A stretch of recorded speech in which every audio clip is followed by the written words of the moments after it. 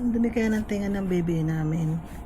Buti na nagpapalinis siya ng tenga. Ang dami ko kaya nakitang dumi, nakuhang dumi. Masyado marami yung tenga niya, parang merong putik sa loob eh. Buti na lang mabait naman ang bebe, good girl eh, no? Malinis na yung tenga niya ni bebe. Oh. Malinis na. Mamula-mula. Good girl naman yan eh, no? Ito na, malinis na ang tenga ng bebe ko. Okay. Kabila, aber. Ito yung kabila. Kabila. Ayan. Ito to, kotse. Kabila naman, bebe. Yan. Mamende. Checkin natin ulit kung madumi ba.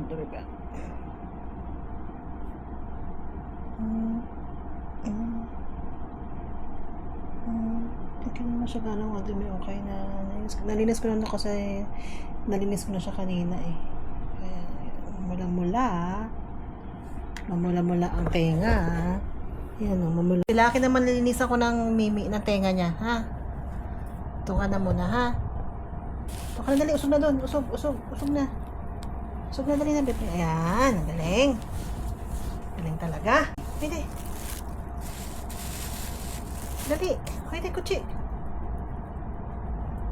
Ayan, talaga to sa akin. Yung isa ko namang, syempre, bunso, hindi ito. Siya naman ang maglilinisan ng tenga. No, bebe ne. Ang bebe na malilinisan ng tenga ng mama. Madami ba tenga mo? O, sese. Nalinisan na kita. Diyan ka lang, ha? Diyan ka lang. Nalinisan ka na ng tenga. Lagyan ko siya ng konting coconut oil. Lagyan ko rin dyan.